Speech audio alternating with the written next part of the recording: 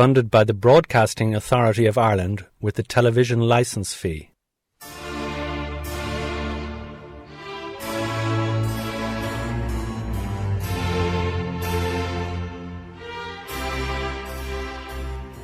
Ask anyone who's the greatest person in Irish history and you'll perhaps hear names like Michael Collins or Pádraig Pearse. However, specify that the person must never have killed another human being and that they promoted love and toleration through their life work, and the list will inevitably be more restrictive. St. Oliver Plunkett was one such person. After being ordained a priest in Rome and working for some years there, he courageously returned back to Ireland as the Archbishop of Armagh in 1670. County Louth historian Noel Sharkey. Oliver Plunkett. What he achieved was remarkable, establishing one of Ireland's first integrated schools, promoting toleration, helping to broker a peace deal between native Irish rebels and the authorities, helping to reform the church and rid it of corruption, as well as doing his utmost to help the many poor and needy who crossed his path in life. But more than anything else, Oliver Plunkett is renowned for his untiring work for peace and reconciliation, and for that he should be always remembered. Oliver was a man of vision. He lived light years ahead of his time. Tommy Burns, Drogheda historian and also author of the book St. Oliver Plunkett, Journey to Sainthood. The peace deal he helped broker between the rebel Irish and the government authorities of the 1670s saved many lives and brought peace and reconciliation to troubled parts of the province. Oliver Plunkett, he was able to bring peace and harmony to a very volatile part of Ireland.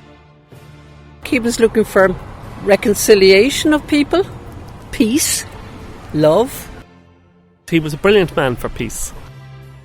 He was a man of peace, and Drogheda particularly have a great devotion to him.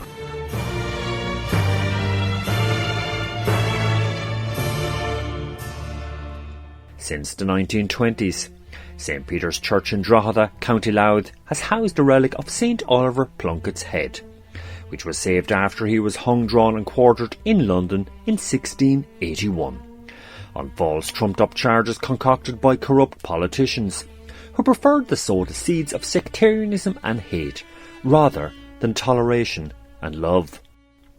Even in his final speech from the gallows just before he was executed, Oliver Plunkett publicly forgave his enemies. Historian Tommy Burns on location outside St. Peter's Church in Drogheda. His speech from the gallows, a very important speech. It would have taken 12 or 15 minutes to deliver, but a principle amongst that speech was his forgiveness of his enemies, his forgiveness of those who gave false evidence against him, his forgiveness of the judges who refused extra time to bring over witnesses on his behalf. He was Christ-like in his demeanour. Irish Church historian Father Michael Murtagh. And in his magnanimity, in his forgiveness, and in his desire for healing as well, both in Ireland and between Ireland and what would have been seen then as its persecutors or its enemies.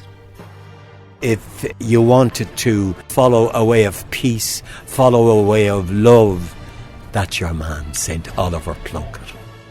Oliver Plunkett enthusiast Joe McDermott. Here's County Tyrone historian Brendan Holland. He just comes across as such a human person, and that's the important thing. He's religious, yes, but primarily a human being, a good, solid person. One of the greatest religious leaders we have ever seen. He's a mammoth figure. He's a saint.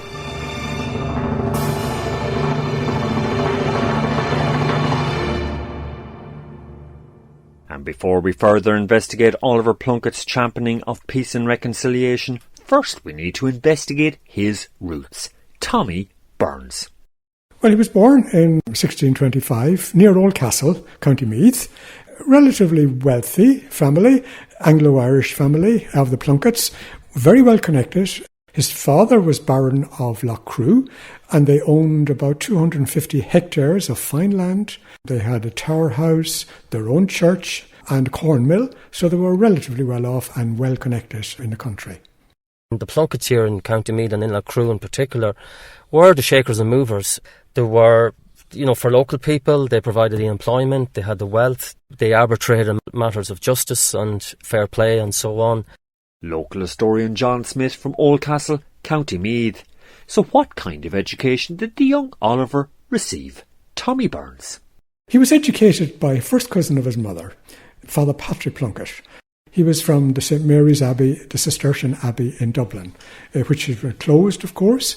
He had been elected first president of the Cistercians in Ireland, but he was acting as a parish priest, so to speak, in County Meath, near the Earl of Fingal place, and also in Kilcloon, County Meath.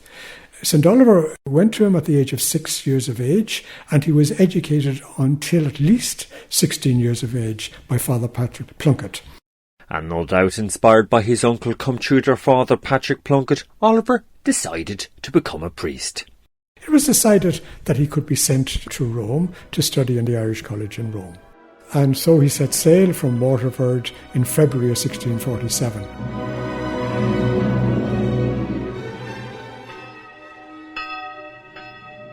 When he went to the continent for training, he would have had to sign a declaration on ordination that he would return home when necessary, or if asked.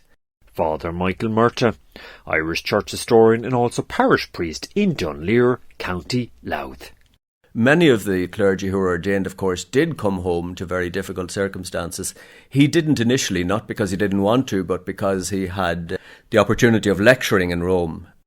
He's in Rome. He's, I suppose, a career cleric, if we want to put it like that. He ends up lecturing in a college in Rome, and he's doing very well. And by all accounts, he's very well respected and very well known within the Vatican community, or the Roman Catholic Church community in Rome. And so he's very well respected, and he is also liaisoning, I think, with Irish bishops in Ireland at that time as well. So he's very, very well au fait with what's happening in Ireland, and he's reporting that to the Vatican as well, to the Pope. John Smith. So what exactly was occurring in Ireland during Oliver Plunkett's years in Rome? Professor Micheál O'Shuckrew, Head of History at Trinity College, Dublin. Well, the 1650s was a very, very controversial period. It's obviously Oliver Cromwell's conquest of Ireland, which was a very bloody time, and the population of Ireland fell by as much as a third, so incredibly destructive. The infrastructure of the country was ruined, so Cromwell created what he called a blank slate to rebuild Ireland in the image of the English. So we're looking at a very transformative period. And probably the most important thing that happened during the time was the complete transfer of land from Catholic landowners to Protestant. And that really was something that fundamentally changed Ireland. So when Plunkett was in Rome, we're looking at a time when Ireland is really undergoing a very, very significant, traumatic period of change. Indeed, Oliver Plunkett's own family lost their land holdings in Loughcrew during this period. Also, it's important to remember that just as Catholics were oppressed in Ireland, so too Protestants were persecuted in countries like France and Spain, with many losing their lives there. But getting back to Ireland, rather than stand idly by in comfortable and safe Rome and let his people suffer, Oliver Plunkett instead decided to return as the Archbishop of Armagh to Ireland in 1670. So what was the state of the Irish Catholic Church upon his return home? Micheál O'Shuckrew. The Catholic Church is in a poor state, if you like, structurally, infrastructurally and in terms of an institution. All the church buildings have been claimed by the Protestant Anglican Church, which is the state church in Ireland. And so the Catholic Church is operating below the radar. It has to operate, in terms of the houses of sympathetic Catholics. It has to operate in a way that's not going to draw too much attention from the authorities, because if it is too open in terms of what it is doing, the authorities feel necessary to actually step in and do something about it. There was a complete intolerance to the Catholic religion in Ireland. It was a difficult time for Catholics. There was no freedom of religion, no freedom of education. The church was in a dire state.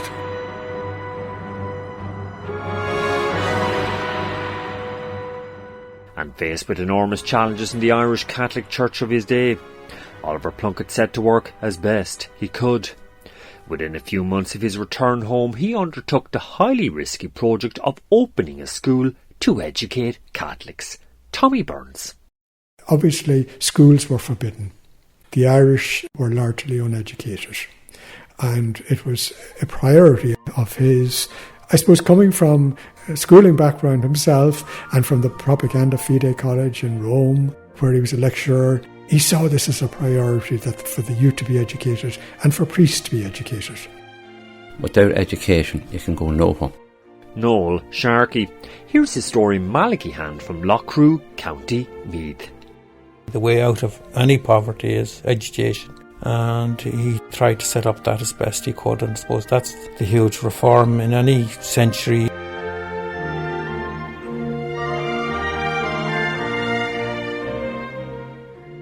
So the first thing he did was build a college in Drogheda from the ground up, from the foundations up, and he provided everything for it, including, as he wrote himself, even the frying pan. He brought a few of the Jesuits in as tutors, and the house was called the House of St. Ignatius, after St. Ignatius, the founder of the Jesuits. This college was up and running within about 4 months of his return to Ireland. So this was a remarkable achievement, building such a building, if you like. It could accommodate 150 pupils. Now, 40 of those were Protestant, and it's believed that this was one of the first integrated schools in Ireland. Oliver Plunkett was well ahead of his time. He wanted to have open schools. Drogheda historian Brendan Matthews. Here's Westmeath historian PJ O'Reilly. It was a huge leap forward in education. It's a denominational school in Drogheda for Protestant children and Catholic children. It was quite innovative at the times that we're in. You know, it was running very much against the grain.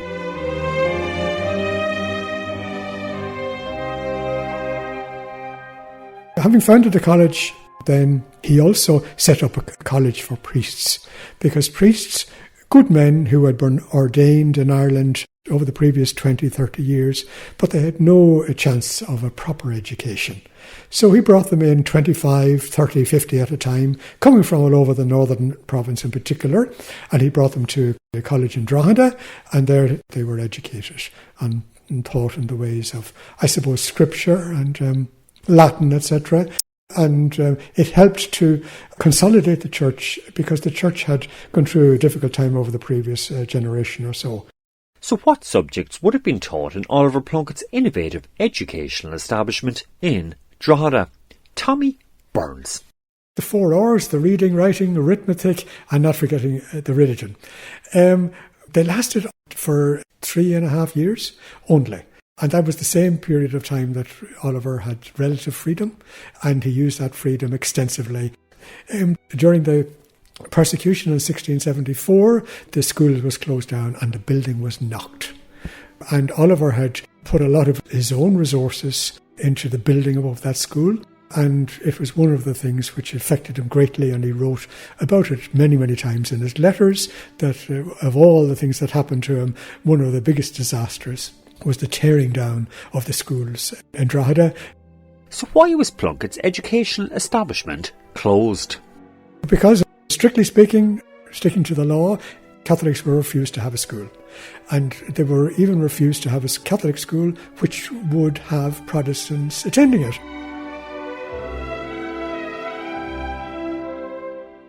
They closed it down and they knocked it to the ground, apparently, a school that had been built and, you know, well furnished, and rooms for the teachers and so on. John Smith. Partially because there were complaints that young Protestant boys were being educated in the school, and that in fact there was a Catholic school operating in Drogheda at the time when it wasn't allowed. So people complained that the school was operating, it was breaking the law, and more particularly there were Protestants in it, and also there were Catholic families annoyed that Protestants were in the school, because the feeling was that Oliver Plunkett, Bishop Oliver, was cozying up in some way to the Protestant community as well.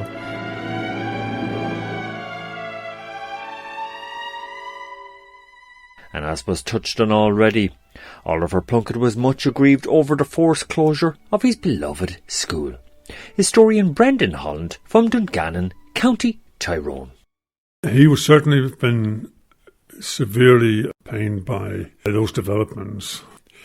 He just wasn't, someone who enjoyed the good life.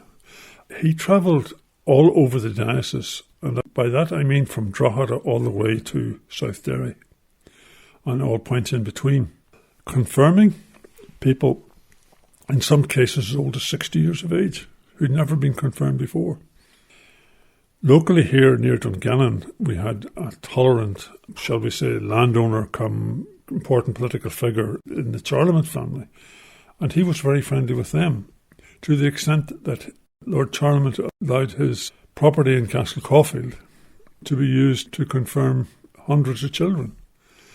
Even though Lord Charlemont himself was a Protestant. Oh yes, he was very much of the Anglican ascendancy and establishment, of course, but he was a moderate, like Plunkett. And they enjoyed each other's company because they operated at the same intellectual level, unlike some others who, on both sides of the equation, who just saw everything in terms of Catholicism and Protestantism. Throughout his years as Archbishop in Ireland, especially during his first few years, before the renewed crackdown on the Irish Catholic Church by the authorities from 1674 onwards, Oliver Plunkett was renowned for his ability to engage in what's nowadays called interfaith dialogue. In other words, befriending people of different religious traditions, in particular many Protestants. Tommy Burns explains why. Very few people in Ireland, Catholic or Protestant, had a higher education than Oliver. Coming from Rome, doctorate in canon law, doctorate in civil law, a lecturer in the Propaganda Fide College in Rome. So he was highly educated coming back to Ireland. And even the highly educated Protestants would have to acknowledge that, because even those who would normally look down on the Irish and the Gael. So that was an advantage to him. He was accepted and he could mix and mingle and talk with the best of them, including the Viceroy Berkeley, including Archbishop Margetson, who was the Church of Ireland Primate of Armagh. So Oliver then could mix with these people, and that was a great advantage to him. Dudley Loftus was the Protestant vicar of Armagh. Oliver became friendly with him, and they would often have intellectual conversations. Likewise with the Anglican Bishop of Derry. But the Anglican Archbishop in Derry, I know, met him. I think it would have been the mid-1670s, and had a conversation with him. County Meath historian John Smith.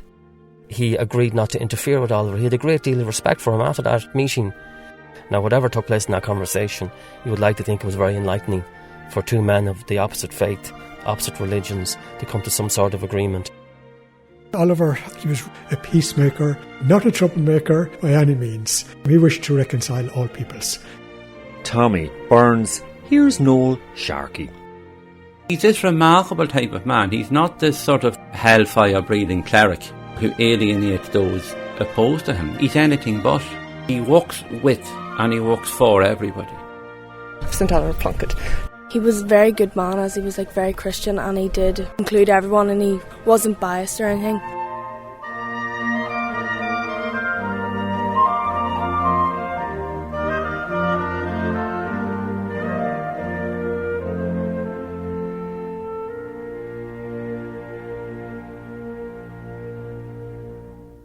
During Oliver Plunkett's first few years in Ireland before, as was mentioned already, the renewed crackdown on the Irish Catholic Church by the authorities from 1674 onwards, Plunkett worked tirelessly to try bring peace to troubled parts of the northern province of Ireland. At the time, some Catholics there who'd lost their lands in the wars and plantations of the previous decades were engaged in a guerrilla campaign against Protestants. By the way, these rebels were then known as Tories or Rapparees. Brendan Matthews, community historian and also archivist in the Drogheda Museum, Millmount. They were making radical attacks on the new Protestant planter landlords as they seen them in the north. And as a result of that, they were getting military hassle as well. So people who were of the Catholic faith and of the lower working classes were all the time being stopped and jailed by the military, questioned, abused, houses ransacked and burned. Are you hiding Catholic priests?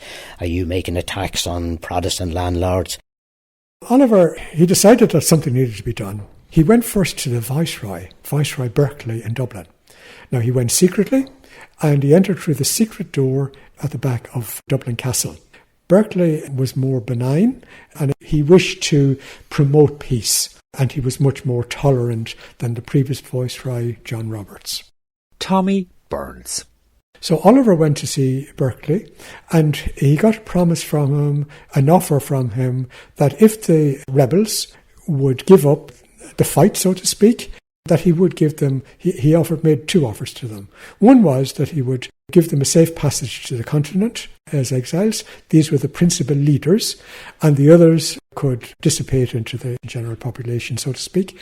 And he also said that those who were imprisoned would be released, including those who were condemned to death, 3 men who were condemned to death.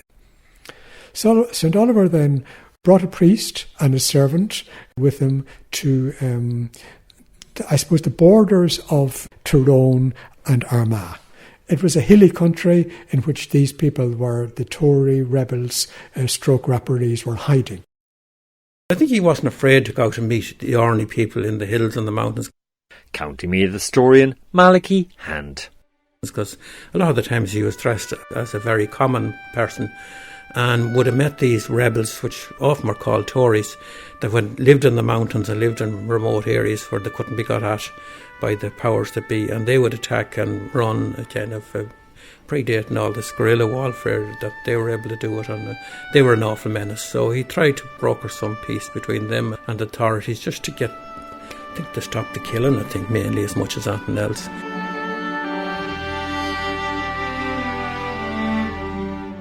He spoke in Irish to them. He spoke about the trouble they were causing the general Irish populace, Catholics of the area and indeed of the country. He persuaded them to give up fighting. And they accepted terms which were brought to him by Oliver, that the leaders could emigrate, could go into exile, and that the prisoners would be released, including 3 men who were condemned to death. And in fact, Oliver, never a man to go halfway, he escorted the 15 leaders of the Tory, of the Rapparees, and he escorted them to Dublin, and he waited several days in Dublin until they were safely on board ship and emigrated to France. These Tories were persuaded by Oliver Plunkett and said, look, stop what you're doing, this is not right. Come and sit down and we can negotiate where you can surrender to the law and you'll be treated benignly, which actually happened. So that gives you some idea of his powers of persuasion.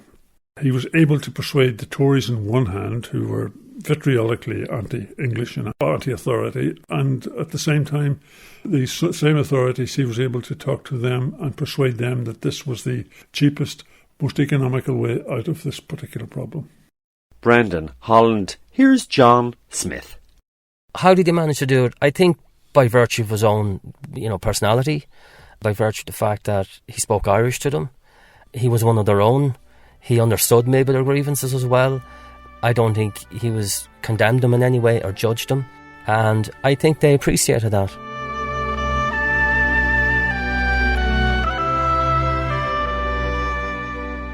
So just how much of a risk did Oliver Plunkett take in brokering peace between Irish rebels and the authorities? Tommy Burns. If the Viceroy had come back on his word, if those 15 men had been arrested when they arrived in Dublin, which could easily have happened, here they were, it would have been seen as Oliver delivering them into the arms of the Viceroy, and they could well have been put to death. Oliver would have lost all credibility.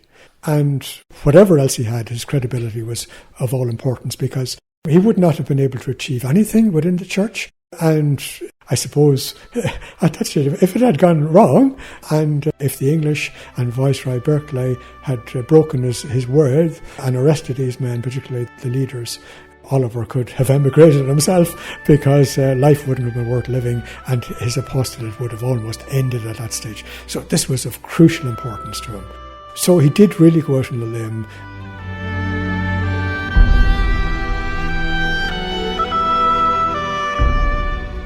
He was taking a risk. The Tories, these Gaelic clans dispossessed, could equally have killed him or injured him, assaulted him, because he was a member of the old English community and he'd been away for a lot of time. So he must have persuaded them that he understood where they came from. So he was taking a risk, obviously, for sure. But I think he was trying to say as much to them as to the authorities. It's time for peace. You know, we've been fighting these Tory clans, the Gaelic clans have been fighting the new settlers, the planters that came in through the plantation, and the authorities in Dublin Castle wanted peace. We had decades of war, and this was him basically, I would suggest, saying to the Tories, these Gaelic clans, it's time for peace, it's time, bygones to be bygones. Ireland has been ravaged enough by war, let's give peace a chance. Historian John Smith. So what were the fruits of Oliver Plunkett's peace? Tommy Burns. He wrote that the Catholics of the time raised their eyes and raised their hands in blessing and thanksgiving to God for the peace that was achieved, because it brought order and it brought regularity and it helped them. They had gone through such a hard time with the famines and with the persecutions and retributions of the militia, etc., that all of this was put an end to. Oliver Plunkett tried to reform people into living alongside of each other, so no bloodshed. He believed that all people should live in peace.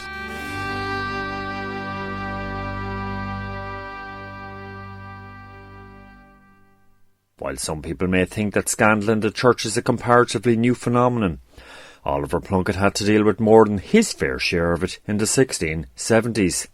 Irish church historian Father Michael Murtagh. Some priests had problems with overexposure to alcohol, and others had what they then referred to as concubines, which would have been basically a wife and perhaps children as well. And sometimes there were multiple problems in the clergy of that kind. I did a very rough calculation myself some years ago, reading through the letters, and I figured that about 10% of the clergy that he was dealing with in the northern province were problematic.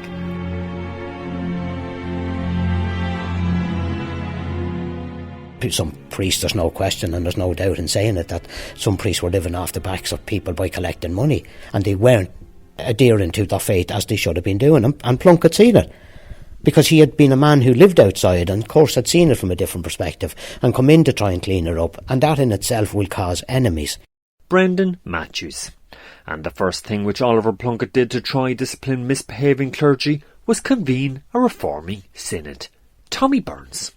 He called a synod in Clonus, and one of the first, I suppose, decrees was that he forbade priests from frequenting taverns.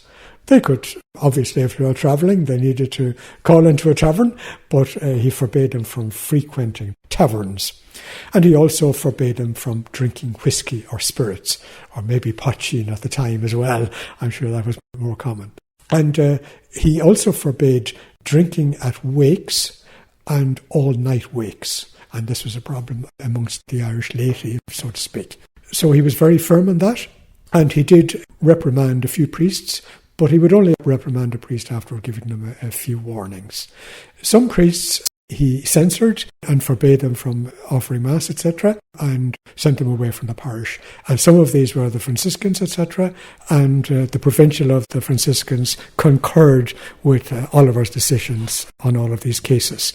So while some of the Franciscans might have been up in arms about Oliver, but nevertheless, officially the Franciscan order and the provincial, etc., were not in league with some of the priests who fought openly, if you like, with Oliver. And as Tommy Burns just touched on, Oliver Plunkett had long-standing differences with several disaffected Franciscans. In particular after he judged against the Franciscans in favour of the Dominicans in a contentious property dispute between the two orders. Brendan Holland. The Franciscans, not all of them it has to be said, but quite a few of them saw him as someone who was a threat to their way of life. And they were determined to get rid of him.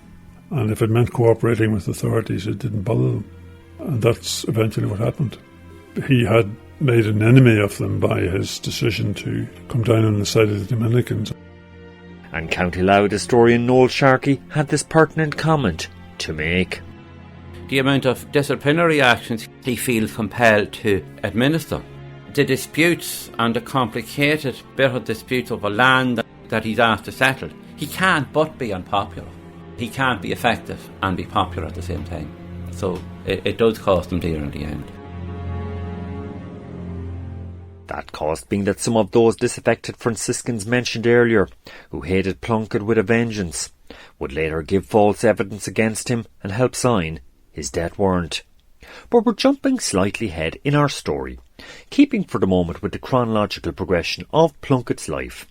In 1674 things took a turn for the worst for him, when a new crackdown on the Irish Catholic Church was initiated by the powers that be. Tommy Burns, Drogheda historian and also author of the book St. Oliver Plunkett, Journey to Sainthood. It was decreed that all of the Catholic bishops in Ireland would be exiled. They were ordered to go to a local port and await there a ship which would take them abroad. Oliver refused to go into exile, and this was a defining moment for him. Up until that time, he was operating in a twilight zone. He was operating illegally, according to the laws of the land, but by keeping a low profile, he was tolerated. And providing he didn't rock the boat or go into politics in any way, he was tolerated. They knew he was there, they broadly knew where he was operating, but he was tolerated. But after 1674, after 4 years of relative freedom, in which he had rejuvenated the church throughout the northern province, he was forced to go into hiding, and this was a very difficult time for him. So he again was forced to hide in caves, in little wooden huts in the forests, in attics of homesteads where he was helped to hide out. And so for the next 5 years, Oliver had no bed to call his own, going from place to place in hiding and being hunted many a time. The priest hunters were in vogue. And living the life of a fugitive, Oliver Plunkett now had to contend with many hardships, in particular the weather. Noel Sharkey. The winters were very much colder than these of today, the 17th century being a mini ice age. So Oliver Plunkett, he's nearly freezing to death. He's hiding, he has little food. So it's extreme. Any progress he's made is shot to bits. The weather, the elements, everything's against him. And it's unimaginable how he must have felt. And the moral and Christian courage which he must have had to dredge up to carry on his mission. It would have been very easy just to contact and say, I can't work in these conditions. I have to go back, I have to get out of the country. I'm no good here, I'm ineffectual here, but if I stay, I'll be hung, and you'll want, this type of thing. It must have crossed his mind to do that. Yeah, he didn't. He carried on. And this is his great legacy to history. His moral courage in the face of such insurmountable odds. When it seemed as even the elements were against.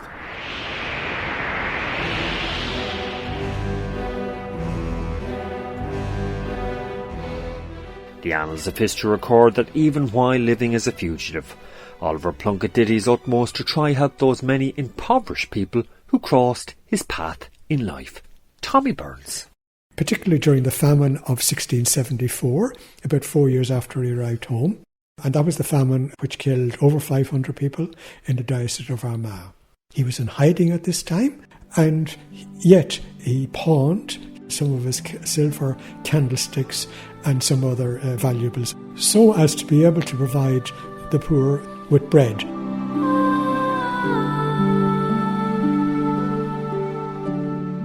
He was quite disposed to disposing of silver objects and things like that most people would want to hold on to, just so that the poor could eat. Historian Brendan Holland. And again, that's an illustration of the humanity, of his care for his fellow man. And again, you don't have to be of the same religion or even a Christian, but that has to be admired. Even though he came from a comfortable lifestyle in Rome, nevertheless, he lived the poverty of the people. He certainly became one of the persecuted himself, and in that instance he was in solidarity with his people, and that was in solidarity with their poverty as well as with their other difficulties. He travelled around the country visiting the poor, sharing what he had with them. He gave absolutely everything he had to the poorer classes. He kept really nothing for himself. He looked after the poor. So he lived what he believed. And that's the important thing.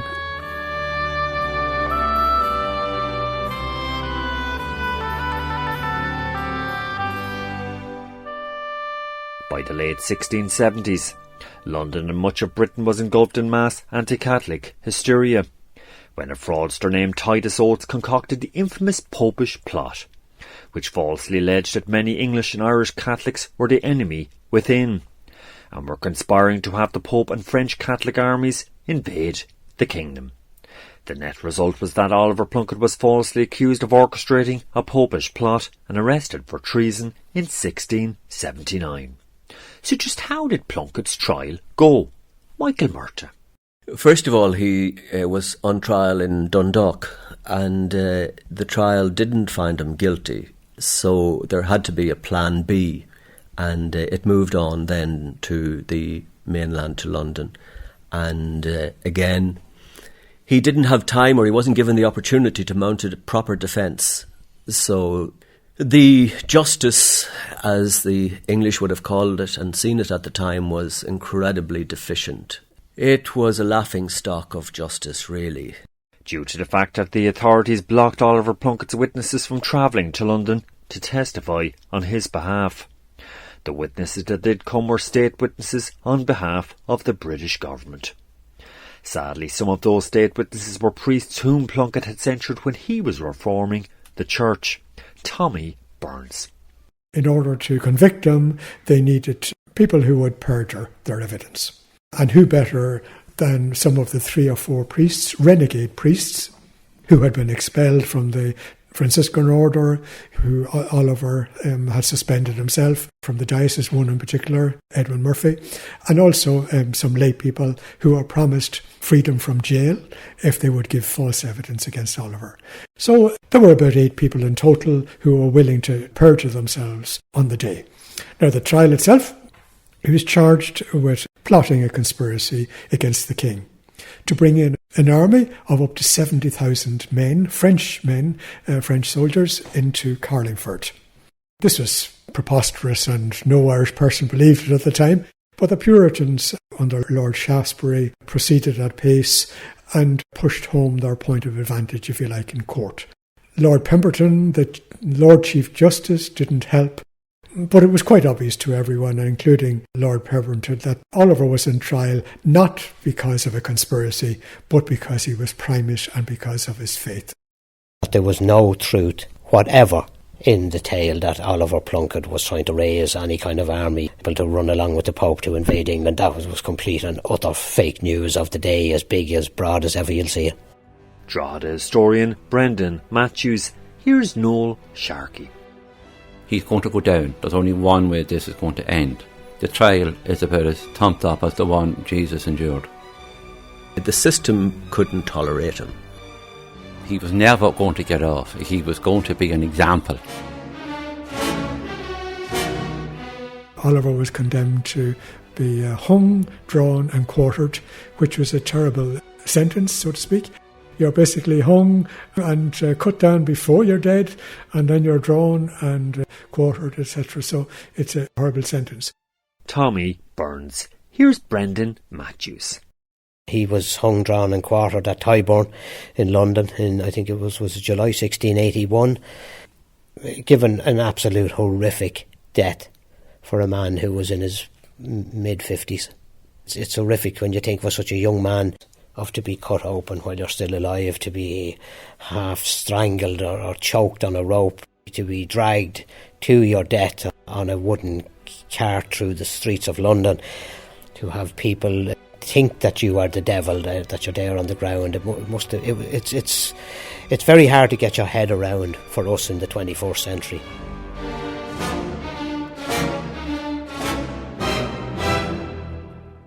As was mentioned at the beginning of this programme, even in his final speech from the gallows just before he was gruesomely executed, Oliver Plunkett publicly forgave all those who conspired to have him murdered. Brendan Holland. He forgave all his accusers. He forgave those who swore false testament against him. He forgave the people who were about to execute him. He forgave the authorities who decided to execute him. And he asked for, if he had done any wrong, he asked for their forgiveness. Now, you might think that those are platitudes, but if you put yourself in the position that he was in, facing certain death, and yet being able to have the coolness of thought and mind to state some very fundamental beliefs that he had, his tolerance, his humanity was probably best illustrated by that speech. I think that to have lived the life that he did and to have died the death that he died, he must have had immense spiritual strength and immense conviction. And his death was, I'm sure, redolent of many of the stories of the martyrs that he would have been so familiar with. And I'm sure he was quite aware that his death would be regarded as martyrdom. Irish Church historian Father Michael Murtagh. Here's Noel Sharkey. History views that trial and sentence that Oliver is one of the great Christian martyrs. The unfairness of it, the barbarity of it. And it's nearly a watershed in Reformation affairs. It's nearly the last great show trial of that era. Somehow or other one is left with the impression that the Protestant authorities don't want to go this far ever again. It becomes very apparent in the ensuing decades that Oliver's cause, Oliver's love and faith and his courage and compassion have triumphed. And history views Oliver's trial like that of Joan of Arc. It's a stitched up verdict, you know, and Oliver is this Christ-like figure that emerges from the ashes.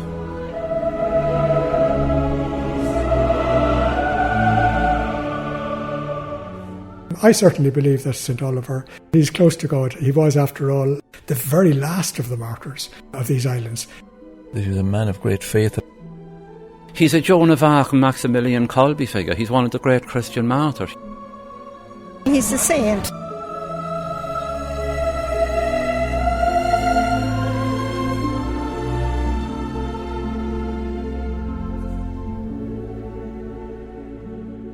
Oliver Plunkett worked tirelessly as the Catholic Archbishop of Armagh and Primate of all Ireland for 10 arduous years, before his untimely death in 1681. Despite the deeply sectarian times of the 1670s in which he worked in Ireland, nevertheless, he helped to sow the seeds of forgiveness, peace and toleration. His story is ultimately one of grace and exhibits the best of human nature. For this reason, he is nowadays acknowledged as the patron saint for peace and reconciliation in Ireland. So what is his ultimate legacy? Professor Micheál Shukru, Head of History at Trinity College, Dublin. His legacy, I think, is an important one because he believed very much that the different religions could live together in this island, they could find accommodation together, and obviously in the context of Irish history that's very important, so Plunkett's contribution to that should be acknowledged in some way.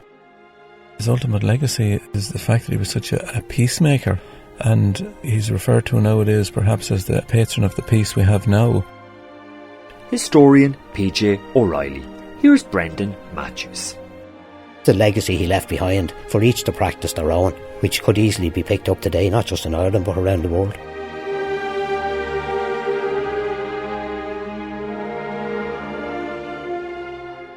I've come to the firm conclusion, and I'm not gilding the lily here, but I've come to the firm conclusion that perhaps he was the greatest Irishman that ever lived. Really, Brendan? Why? I feel that he was so honest in his beliefs. County Tyrone historian Brendan Holland. He lived his life in the way that he believed in. At the same time, he was able to accept other people's different view of things. And when it came to the point where he could easily have walked away from those beliefs, he chose not to. And he knew that when he was being executed, he was going to be subject to the most dreadful execution that human ingenuity can think about. But that still didn't change his mind, because he had this unshakable belief in Tolerance. The way he lived his life and the way in which he died, to me, marks him with greatness. Greatness as a human being, greatness as a good man, greatness as what we would all probably try and aspire to be, and that is someone who understands the other person's point of view, may not necessarily agree with it, but tolerates it. Ultimately, his cause is the cause of tolerance. He knew exactly what he was doing, trying to be tolerant to others that's all around him. He reached out. He had a message of tolerance, and ultimately it's the only message.